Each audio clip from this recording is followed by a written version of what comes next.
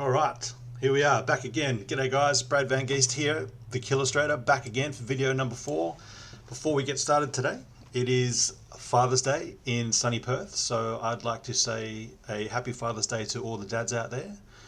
That would include my dad, so happy Father's Day, Dad, to my brothers, Clayton, Daryl, Clint, all you guys. Happy Father's Day to all of you. Do a great job. It's one of the harder jobs in the world, so shout out to all you guys. I'd also like to say a quick shout out to my nephew. His name is Ashley, and he has recently discovered the joy of creation and has started drawing recently. Did some really cool stuff last week, so I'm really proud of you, mate. Keep it up. Good start. Keep going. Salute to you. Maybe you can get some stuff together and I can show some stuff on my channel. You never know. That'd be great.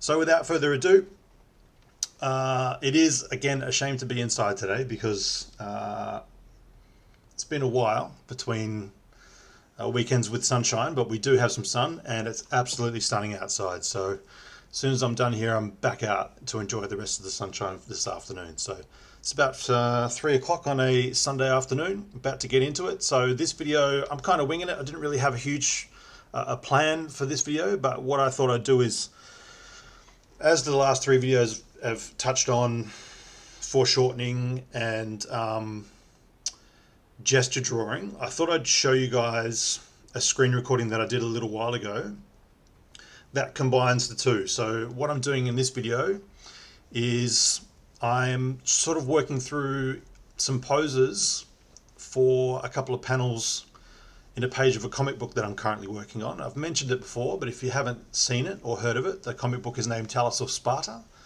And I am the pencils and inks on that comic book. It's the first published piece that I've ever done. It was a successful Kickstarter at the beginning of this year, which was great. We raised a bit of money and we were able to get it out into the world, and all the feedback's been really positive so far. So what I'm going to do now is show you guys, and I'm going to talk over the video while it runs. It is running at 4 times speed that I drew it at. I'm not that fast as I can be. I'm not that quick. So it's at 4 times speed.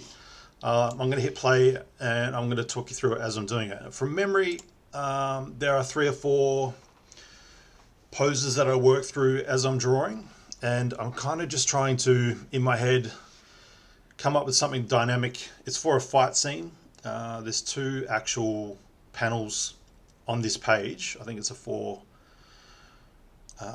panel page from memory, and I'm trying to sort of work out some dynamic fight scenes and some poses, some movement, and sort of working through that in my head, because when I started I had kind of an idea about maybe how I wanted 2 of these guys to be sitting or standing or about to sort of come together as they fight each other and all that type of stuff. But what I try to do when I'm creating this stuff for the comic especially is I'm trying to create something that's, it's not just a basic sort of image from the side. There's different camera angles being used, high camera angles, low camera angles, in this case low camera angles, so that I can try and capture the energy that's moving through the image. So in these 2 panels, one of the characters is fighting with an axe and one is fighting with a sword. I think from memory I originally drew these sketches with the characters using a spear.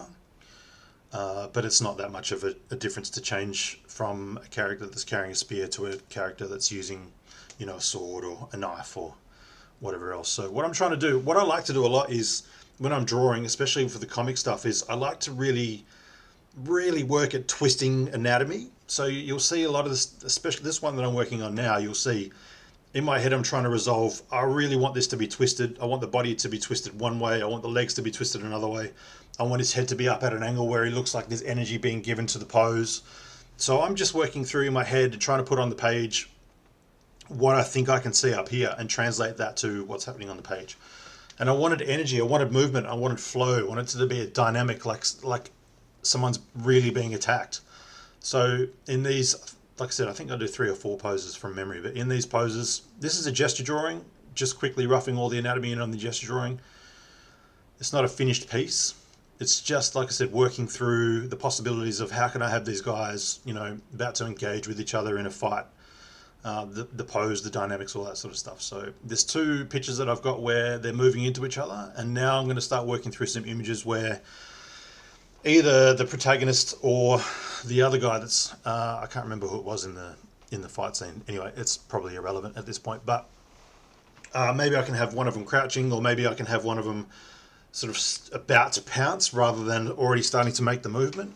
So here I am sort of working on the foreshortening of the anatomy to see how would it look if I was to twist and he was bent over, and not make it look like he's just showing his ass at the camera, but he's actually twisted body, his body's foreshortened away from us in this particular instance, and so is his one of his quads. So his leg on the left hand side is foreshortened away from us, which is the opposite way that I've done it in any of the videos so far. And his torso is foreshortened away from us, but at a slight angle as well. So kind of where the head's going to sit in relation to the shoulder being in front of the head and all that type of stuff. So here I am thinking about that same pose, but from a different angle. So essentially what I'm trying to do here out of my head is draw the pose that I just drew, but front on. So I'm trying to consider, all right, where did I put this? Where did I layer? Hang on a minute. Hey, bud. All right, take two. Don't you just hate it when your mates ring you in the middle of a video voiceover? Anyway, we're back. So I'm going to hit play again on the video that I was just talking over. And hopefully this will all come through and not be completely jumbled by the time I get to edit. So hitting play again. So in this, as I said before, in this pose, I'm sort of looking at, okay, it's the same pose that I've tried to draw in the last one, but I'm just doing it at a different angle. Pulls the forearm muscles and all that type of stuff, and then up into where the head's going to sit. It's going to sit in front of the chest sits in front of the abs, or the all that sort of stuff, the abdominals. How's the leg in the front going to sit? How's the leg in the back going to sit? Where's the shadows going to be cast? So looking at it, the light source is coming from, I think maybe I'm looking at it from that. Anyway, you get the idea. The shadows being cast over the top of that leg by the body and by the arm that's out in the front there. So now I'm looking at, similar. So similar, well, same pose again, but from another angle. So how's the anatomy going to be affected? And I'm sort of turn it another quarter, and how's that going to look? So clearly I started that drawing and wasn't loving it. So I started again, and another exploration of maybe where I can stick the feet, how the torso is in a similar pose will lay over and foreshorten over the top of everything else, where the feet are going to go, all that type of stuff. So what I'm trying to do is create energy. I'm trying to create energy in the picture, because you can only do so much. Obviously, it's not a cartoon, an animation, so you can only do so much and create so much and give so much energy to a piece when you're actually drawing it. So I'm trying to make it as exciting and dynamic as I possibly can while I'm doing it, if that makes any sense. So what I've done now is I've picked the pose that I like the best out of all the ones that I drew for my gesture, and now I'm just going through and starting to refine some of the anatomy, refine some of the foreshortening, refine how his hands sit, how his legs are going to look, all that type of stuff. So in this particular case, I started with the hand that's at the front, which is essentially the furthest away from us in the drawing. And I'm just going through and starting to rough in the anatomy, how I want things to sit. I'm looking at the twist of the arm, twist of the forearm, because that arm is kind of a little bit sort of back. So he's almost got the spear kind of behind him. So I'm sort of trying to reconcile in my head, how does that arm work and how's it going to look in the drawing? It doesn't have to be perfect. Like, as long as you can read it and go, yeah, I understand what's happening there, then generally speaking, you can get away with it. It doesn't have to be, an anatomically perfect thing. In fact, sometimes what I like to do, as I said before, is when I'm twisting anatomies, I like to sort of get them into a position where it looks, like a natural human position, but it's actually not anatomically possible.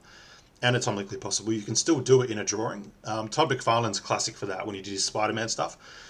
Those poses he had Spider-Man in were crazy good, but they were completely impossible for a normal human being to get themselves into that position, but he still made it work.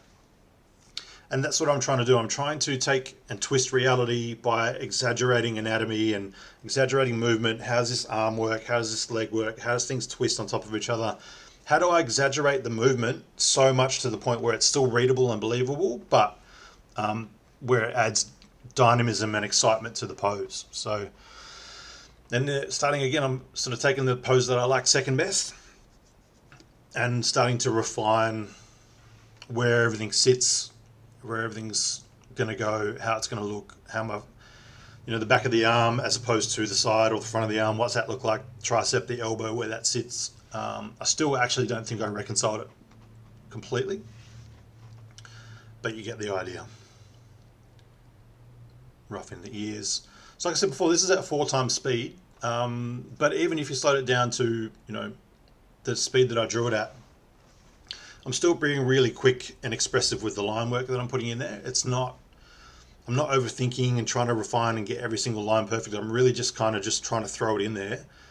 And sometimes when you're lucid with your lines, you tend to be, your drawings tend to be a little more exciting to look at. So sometimes that thing that they call serendipity, that happy accident, when you're doing something really quickly, you could never do that if you tried. So sometimes when you're throwing things in real quick, you might do something and go, wow, that's amazing. And even if it's a mistake or you didn't intend to do it, you still leave it there because it looks great.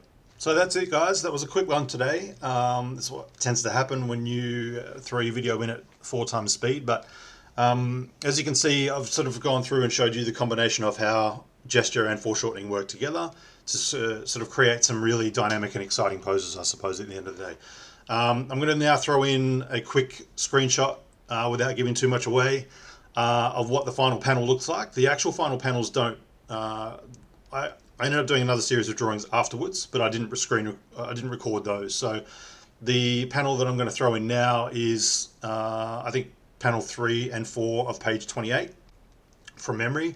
Could be wrong, but it's thereabouts in the story, and you'll see what I came up with at the end with the panel. So that's it, guys. Thank you again for joining me. It's been great. It's been quick. It's the Illustrator signing off. I'll see you all next week.